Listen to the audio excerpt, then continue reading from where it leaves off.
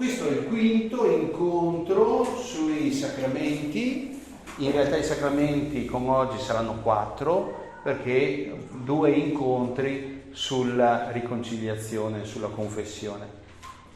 Allora, di un'oretta, forse qualcosa in più, parlare di esaurire l'argomento dell'Eucarestia è veramente impossibile. Allora la questione era quella di scegliere di che cosa parlare. Sull'Eucarestia voglio ricordare un episodio che riguarda me, che mi ha in qualche modo aiutato a capire, a entrare un po' più dentro, a vedere anche il lato, partendo un po' dal lato umano, dall'esperienza umana che ci permette di capire la vicenda dell'Eucarestia. E qual è questo episodio? Eravamo giovani, studenti di teologia, io stavo finendo il noviziato, stavo incominciando la teologia e passando da una città all'altra, da Trento a Brescia, mi ricordo con tutti gli studenti che erano già a Brescia, abbiamo fatto un ritiro di più giorni, adesso 3, 4, non credo una settimana intera. Qui non distante, ecco, sulle colline del lago di Garda, eravamo a Marciaga, perché lì c'è proprio una casa dei carmelitani. E il posto molto bello, è in mezzo ai campi da golf, dietro c'è il bosco, c'è la rupe dove si può andare ad arrampicare, ci sono delle vie ferrate e vabbè, insomma, eravamo lì. C'è uno dei padri che fa la meditazione alla mattina, mi ricordo quel giorno lì pioveva, eravamo in autunno, e pioveva, sai, quella pioggia, grigio, freschetto anche, e quella pioggia insistente, continua, e mi ricordo che c'era dopo la lezione, dopo insomma la predica, la meditazione fatta dal padre, c'era 1 ora e mezza di silenzio e mi ricordo che il tempo non mi passava mai, ma già all'inizio era un po', non so, quel giorno lì andava così. Allora mi sono preso la sedia e mi sono messo davanti alla finestra e guardavo fuori in questa mente mia obnubilata dove non mi veniva queste grandi ispirazioni, e lì c'è una serie di cacchi, di alberi di cacchi, e proprio davanti ce n'era uno e io lo guardavo e mi immaginavo, io ti guardo e mi immaginavo il capo che stesse guardando me e io chissà che cosa stai pensando. E cioè, era il momento di pazzia e quindi non mi viene queste robe qua e a un certo punto gli dico: caro capo, per me che tu ci sia o non ci sia è esattamente la stessa cosa, perché i tuoi frutti li aveva belli grossi, ancora piuttosto verdini, però a me non dici niente, perché i tuoi frutti a me non piacciono. Vabbè, anzi posso dire che è tra i frutti che mi piacciono di meno, perché hanno 2 caratteristiche che con me non vanno bene. Uno, che sono troppo mollicci. Secondo, troppo dolci. Allora, e mi sono immaginato, mentre gli dicevo queste cose qua, tu guarda, me le spiace, ma non, tu tanta fatica tua, ma per me inutile. Allora mi sono immaginato il capo che, guardandomi con i suoi rami, pensa, lui è lì, fermo, immobile, sempre che subisce l'acqua, subisce il sole, il vento, e gli arriva, mette sulle foglie, le perde, eccetera, eccetera, eccetera. Qual è lo scopo di quel capo lì, di un albero? Qual è lo scopo della vita di un albero? Quello di produrre i frutti, ma non solo, che non gli muoiano addosso i frutti, ma che la possibilità che uno arrivi da te, allunghi la mano, strappi il frutto, se magari quel capo si impiastria, che buon. Nel momento in cui l'albero vede l'altro che gli dice che buon, è lo scopo della vita. Mi è venuto in mente, questo è lo scopo della vita. Tutto il ragionamento per dire, mi ha illuminato rispetto a quello che anch'io desidero per me. Mi è venuto in mente questa immagine per dire lo scopo della vita anche di me, di una persona. Quale può essere se non quello di tutta la fatica che uno fa di fare tutte le cose, il lavoro, la sofferenza, con le mani del sole, della pioggia, buttare le foglie, perderle, eccetera, eccetera, tutte le cose tutti i giorni per portare frutto, ma perché qualcuno possa allungare la mano e possa nutrirsi e dire che buono. E questo riempie la vita. Ecco, allora uso questa immagine perché mi sembra che esprima bene qual è il significato dell'Eucaristia, perché Gesù con noi, Dio con noi ha fatto esattamente così. Ha mandato suo figlio, il frutto più bello, e Gesù stesso ha dato la sua vita e dà la sua vita per noi in nutrimento, per nutrire. Ed è questo anche la spiegazione della vita, cioè dare del tempo, dare delle energie, dare il nostro, anche il fatto di portare pazienza, eccetera, eccetera. Che cosa se non per dare la propria vita? Che poi dare la propria vita non vuol dire necessariamente morire. Ci sono tanti piccoli e grandi morti di tutti i giorni, c'è mille sfaccettature nel dare la vita. Ecco, la realizzazione di sé, dunque, dare la propria vita in nutrimento. Ecco, questo ci aiuta a capire qual è il contenuto di Cristo che dona la sua vita a me, in nutrimento. E lo ha fatto certamente una volta per tutte, il giorno con la sua vita.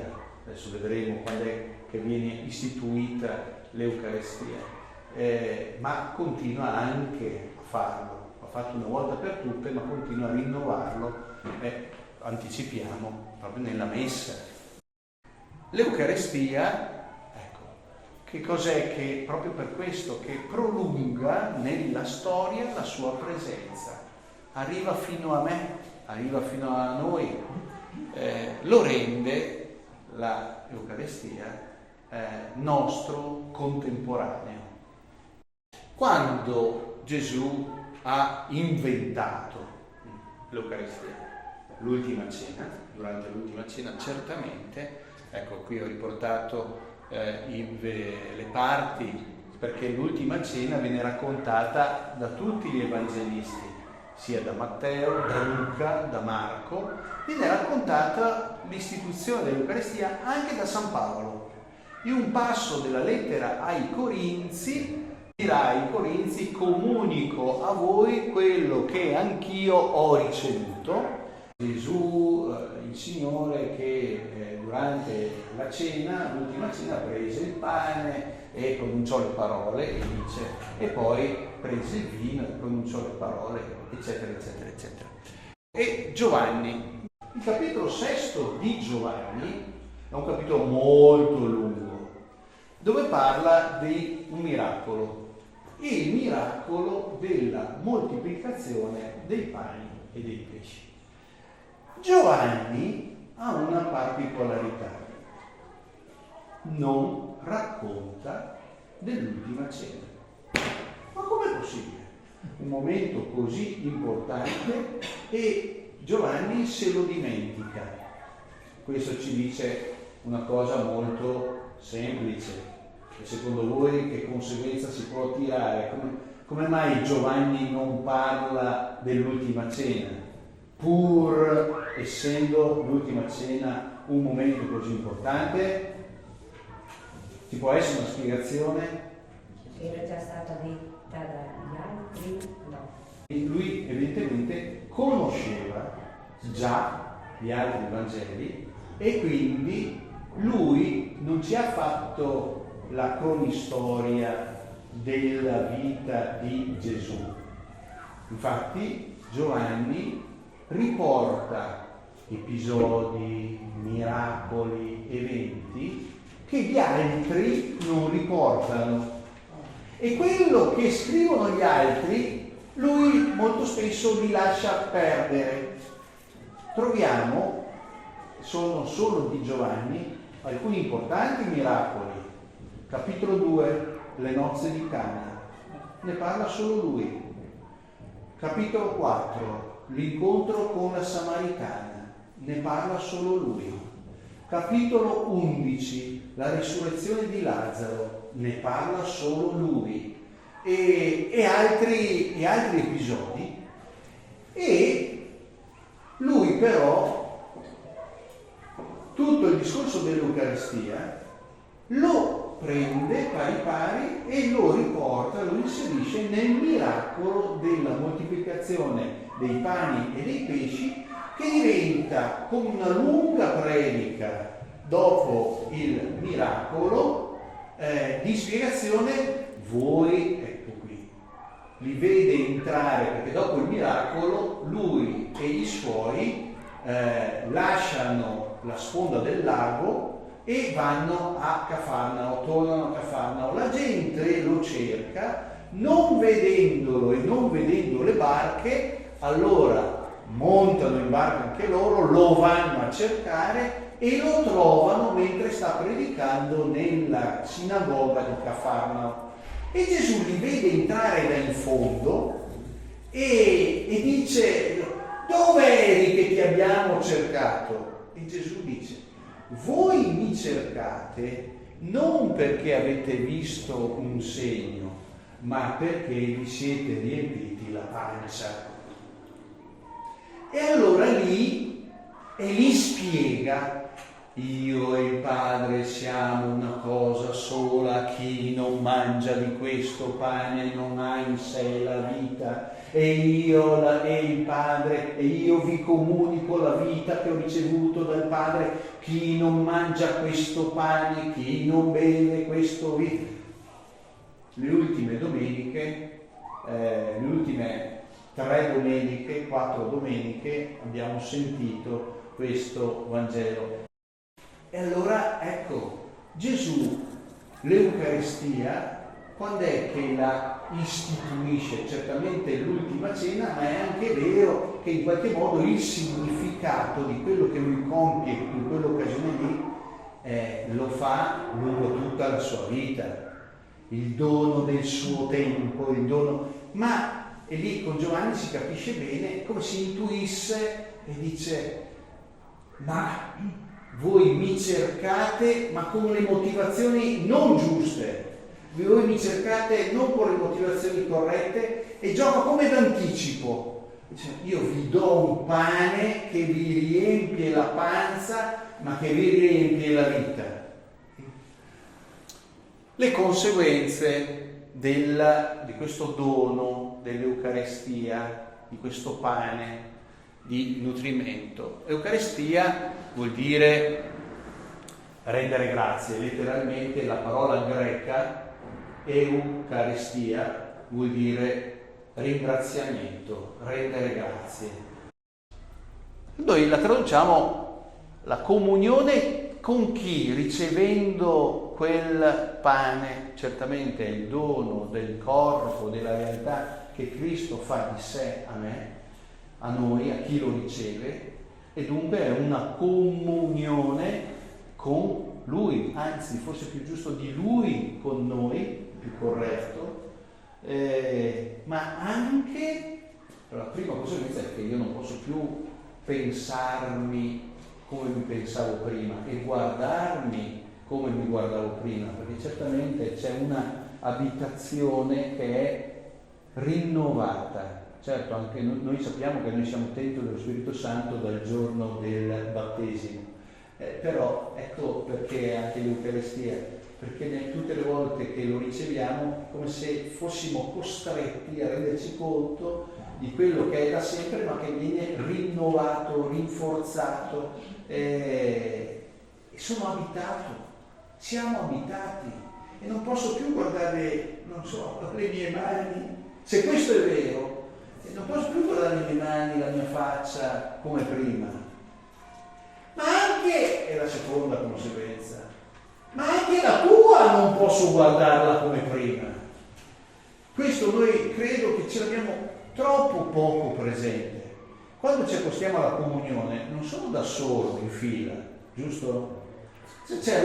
Siamo in fila, poi ognuno se ne torna col suo gesuino, non so come a posto, ma in realtà è lo stesso Gesù, lo stesso corpo che ricevi tu è lo stesso corpo che ricevo io, e quindi ci mette assieme, si costruisce il corpo di Cristo donato, costruisce me, te, noi come corpo di Cristo. Una comunione che riguarda Lui con me con Lui, ma che riguarda anche noi tra noi, proprio perché riceviamo lo stesso e unico corpo. E quella espressione che San Paolo, quell'immagine che San Paolo usa per descrivere la realtà della Chiesa, della comunità cristiana, come corpo di Cristo, uno un dito, uno l'orecchio, uno il piede, ognuno fa la sua parte, ed è una parte essenziale, perché al di là, adesso non confondiamo le questioni con i ruoli, che ci sono dentro il corpo, ci sono delle parti che sono più importanti, ci sono delle parti che sono meno importanti. In realtà, ecco, a me piace fare questo esempio perché c'è anche un altro esempio della Chiesa come edificio. In un edificio ci sono le colonne, c'è il battiscopa, ci sono le porte, ma a me tocca fare la mattonella, cioè vorrei fare la colonna. Però nel momento in cui la mattonella manca, ci si accorge del buco, giusto? E quindi è così che ognuno ha un compito, un posto, una missione, un destino insostituibile e importantissimo all'interno del corpo e nell'unità del corpo.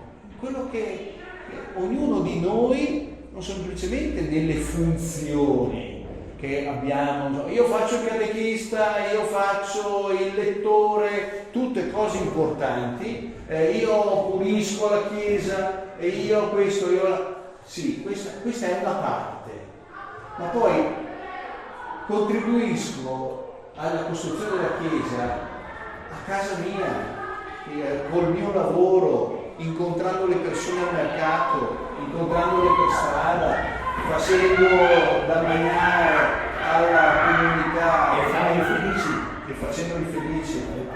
Sono arrivati i selvaggi.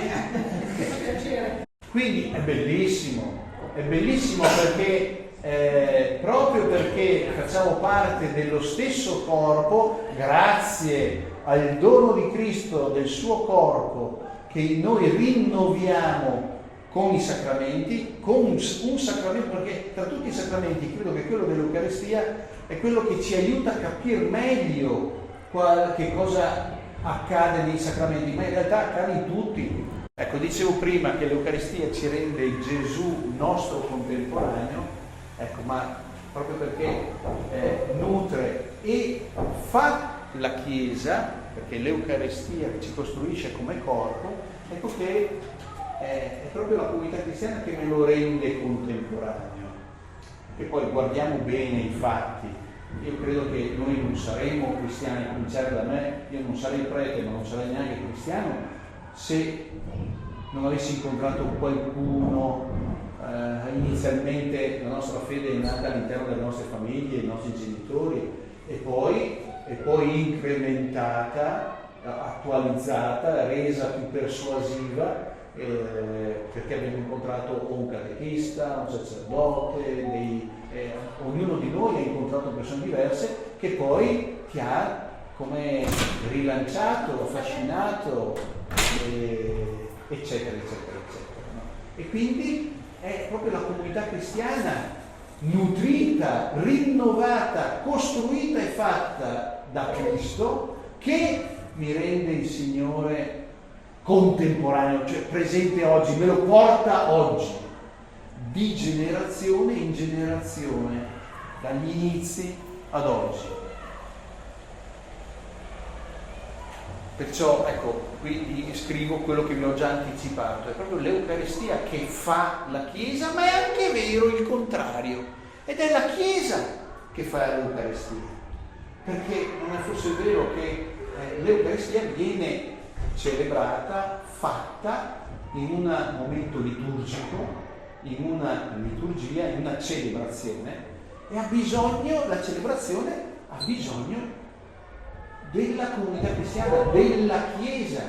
Quindi è vero che l'Eucaristia fa la Chiesa, ma è anche vero che è la Chiesa che fa l'Eucaristia, non soltanto nella celebrazione, ma anche rinnovando la propria vita, ecco che diventa testimone. Certo, ognuno di noi quanta gente ha incontrato nella vita e quanti cristiani abbiamo incontrato nella vita. Ci hanno documentato la presenza di Cristo, l'intelligenza della fede tutti allo stesso modo? No. Cioè, quindi la Chiesa che fa Cristo nella celebrazione, certamente, ma non solo nella celebrazione, cercando di adeguare la propria vita a quello che riceviamo, cioè cercare di, sulla base di quello che succede, di adeguare, cambiare la mentalità e di adeguare la propria vita, ecco che si diventa anche testimoni più o meno credibili, testimoni più o meno efficaci. Poi c'è sempre anche di mezzo la libertà dell'altro, ma insomma, ed è la consegna che Gesù fa proprio durante l'ultima cena, la consegna che fa ai suoi apostoli: fate questo in memoria di me. Dove la parola memoria per noi cristiani e per la teologia ha un significato tutto particolare, molto, molto denso. Non è la memoria in senso psicologico, ci ricordiamo di qualcuno, facciamo memoria nel senso che ricordiamo guardando magari la fotografia, ma la fotografia non corrisponde alla persona perché lei non c'è più. Ecco, la memoria cristiana, che vuol dire non semplicemente un'operazione della mente, ma la memoria vuol dire mettere in atto gli stessi gesti e le stesse parole di Gesù. Quindi fate questo in memoria di me, vuol dire rifare il gesto, ridire le parole, e fare memoria vuol dire che riaccade lo stesso evento, riaccade lo stesso avvenimento.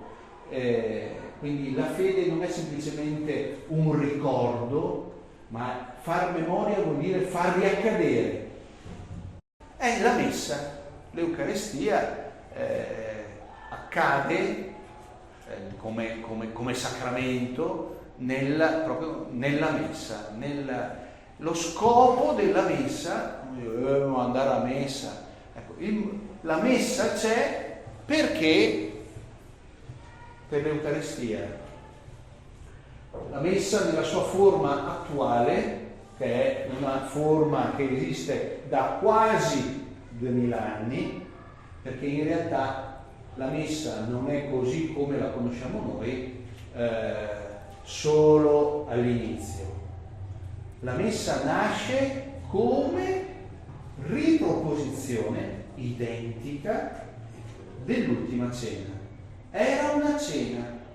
La messa era una cena che i fedeli facevano a casa delle persone della comunità più facoltose. Perché le più facoltose e non i più poveri? Per lo spazio. Perché i più facoltosi avevano un soggiorno più grande e potevano ospitare più persone. Per questo che non possediamo le chiese della primissima comunità cristiana, perché le prime messe, la prima comunità cristiana si ritrovava nelle case, in casa.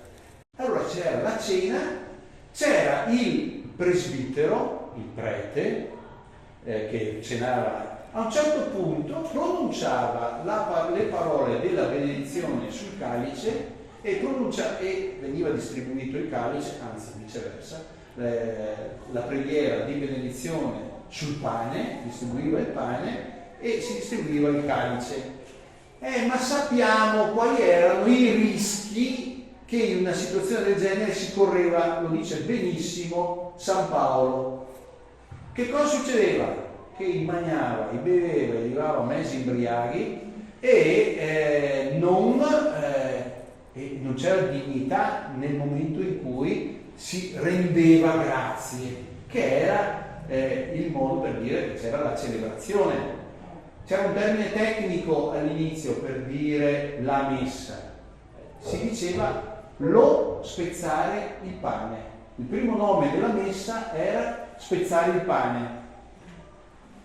E quindi già all'inizio ecco che ci sono dei correttivi, si cerca di staccare il momento della cena dal momento della celebrazione. La struttura della cena la ritroviamo anche nella messa, anche se bisogna un po' arrampicarsi sugli specchi, ma è nata così. Nella memoria, ho già spiegato, l'ho messa tra virgolette proprio per sottolineare quello che dicevo prima, nella memoria dell'ultima cena, ecco che riaccade il sacrificio, il dono di Cristo. Riaccade il mistero pasquale. Quando si usa il termine mistero pasquale è il triduo, cioè passione, morte e resurrezione di Gesù. Nella messa riaccade questo, riaccade e noi accostandoci all'Eucaristia, ricevendo l'Eucaristia, diventiamo partecipi della morte, della passione, morte e resurrezione di Gesù. Due cose: testimoni di Geova e i cristiani protestanti. Allora, su questo c'è una differenza. I testimoni di Geova fanno parte della galassia dei protestanti. Perché dico galassia? Perché i protestanti sono divisi tra luterani, evangelici, pentecostali, battisti. Tra questi poi ci sono anche i testimoni di Geova che poi si distaccano ulteriormente. I testimoni di Geova dicono che insomma anche loro celebrano la cena. Loro dicono che la parola fare memoria danno proprio un significato diverso alla parola memoria. Noi ricordiamo quello che Gesù ha fatto, ma quello che Gesù ha fatto è unico e irripetibile. Quindi noi, quando riprendiamo il pane, il vino e si può ripronunciare anche le parole di Gesù, in realtà è una cosa totalmente diversa. E quindi il pane che si distribuisce è il segno di una condivisione, di una solidarietà, di un desiderio di comunione, ma non accade la comunione. Si riesce a capire? Quindi l'azione di Gesù è quella che lui ha compiuto 2000 anni fa, non è quella che accade oggi. Quella che accade oggi è un tentativo nostro di scimmiottare quello che lui ha fatto, un tentativo dignitoso, un tentativo valido, tant'è vero che loro lo fanno, ma è per distribuire, per essere un gesto di solidarietà, di compartecipazione. Dimmi Loredana. Lo spirito, loro insistono moltissimo proprio su questo. Lo Spirito Santo è il rapporto diretto che Dio ha con i singoli e che i singoli hanno con Dio. Quindi è rapporto, uso una parola un po' forzata, loro non sarebbero d'accordo, individualistico, ma del soggetto. Tant'è vero che si insiste molto sulla illuminazione, la fede come illuminazione interiore del singolo, è molto meno presente la dimensione comunitaria. Tutto il discorso che abbiamo fatto prima sull'Eucaristia, che ci mette in comunione con Cristo e ci mette in comunione tra noi, perché è lo stesso Cristo che ricevi anche tu. Questa cosa qui per a loro si capisce i Cavei.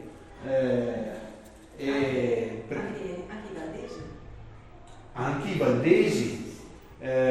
I Valdesi sono nati prima dei protestanti, poi si sono uniti ai protestanti. I testimoni di Geova, da questo punto di vista, sono addirittura più radicali, perché obiettano proprio sul discorso perché leggono la Bibbia, eccetera, eccetera, dicono, ma Gesù quando dice nell'ultima cena questo è il mio corpo, questo è il mio sangue, quel verbo è, in realtà nell'originale greco significa questo pane significa il mio corpo, questo vino significa un simbolo, dove per simbolo si intende qualcosa che, come la fotografia, che lo richiama ma non lo riproduce, non lo riattualizza, non lo fa essere adesso. A questa obiezione dei testimoni di Geova io credo sia facile rispondere, perché se si può giocare sulle interpretazioni del singolo verbo, c'è tutta la spiegazione che Giovanni nel capitolo 6 fa. Chi non mangia questo pane, chi non mangia il mio corpo, e la reazione dei giudei, dei contemporanei, che scandalizzati dicono: ma come è possibile che costui ci dia da mangiare la sua carne? Perché Giovanni, per sgombrare ogni dubbio, usa intanto il termine carne, sarx, ed è un termine inequivocabile: chi non mangia la mia carne. Secondo, usa chi non mangia, in realtà è una traduzione in italiano ed è il verbo che viene, portate pazienza, così ve la dico, così come io l'ho letta e l'ho studiata, è il verbo che viene utilizzato per indicare quando i topi mangiano, e cioè rodere. I topi sono dei roditori. Quindi la traduzione giusta, chi non mangia la mia carne, sarebbe chi non morsita, chi non mastica la mia carne, non ha la vita in sé. Quindi, per sgombrare il campo da ogni tentativo di interpretazione puramente simbolica, spiritualistica, eccetera, eccetera, eccetera, l'insistenza degli evangelisti, in modo particolare Giovanni, che tra tutti, per certi versi, è il meno concreto, usa dei termini che sgombrano il campo da ogni rischio di vanificazione proprio della materialità di quello che stiamo dicendo, e della materialità e dell'attualizzazione della presenza di Cristo. Tutto sto ambaradan qua è stato perché quando ho visto la parola sacrificio, perché i protestanti evitano la parola sacrificio, evitano la parola messa e parlano di cena. Il dono della vita, sì, ma il dono della vita è una cosa simbolica, è un dono che passa attraverso il sangue versato, che attraverso anche la sofferenza, oppure una cosa puramente simbolica. Non so, voi che siete genitori, che siete quando si vuole bene a una persona, quando si vuole, ma non implica. Il sacrificio fa parte o non fa parte della vita? Fa parte della vita. E allora volerlo tirar via da tutta la vicenda, cioè Cristo è passato attraverso la croce, e quindi certamente non si ferma lì, c'è tutta la dimensione della resurrezione, ma la dimensione del sacrificio è inevitabile. Ad ogni messa si rinnova il mistero pasquale, si costruisce la Chiesa, la comunità cristiana, la vita dei cristiani. Il momento della consacrazione, proprio in quel momento lì, che cosa accade nella consacrazione? Gli elementi essenziali, il pane di frumento, il vino della vita, deve essere pane vero e vino vero. Vino vero vuol dire senza aggiunte strane. Allora ci sono degli accordi con alcune cantine perché c'è il vino per la messa.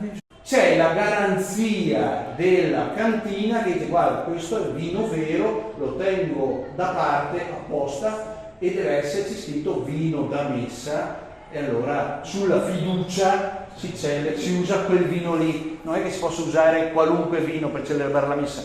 Così come di per sé anche il pane, perché si usa il pane non lievitato, il pane azimo, perché non vada, intanto perché richiama il pane azimo della Pasqua degli Ebrei, che è il pane che ha usato Gesù, e anche perché il pane lievitato, quando lo spezzi, vanno briciole dappertutto, e ogni frammento è vero corpo di Cristo, ed è per questo che si capisce la cura con cui si cerca di recuperare tutti i frammenti.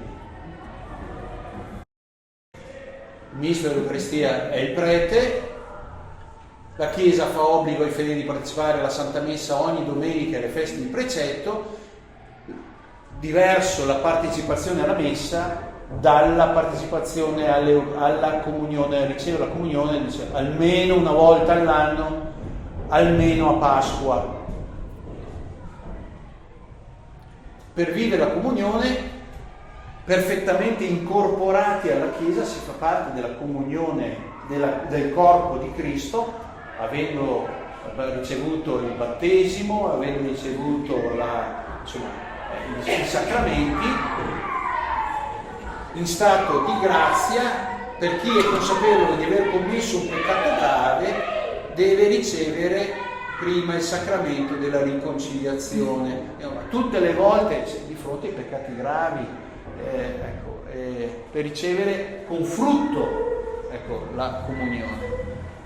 I frutti accresce la nostra unione con Cristo, accresce la comunione con la comunità cristiana, conserva e rinnova la vita di grazia ricevuta nel battesimo e nella cresima, quindi incrementa e rinnova la vita di grazia, ci fa crescere nell'amore verso il prossimo, ci fortifica nella carità, cancellando per questo i peccati veniali, e ci preserva, ci robustisce, ci mette nelle condizioni di poter vincere più facilmente la tentazione.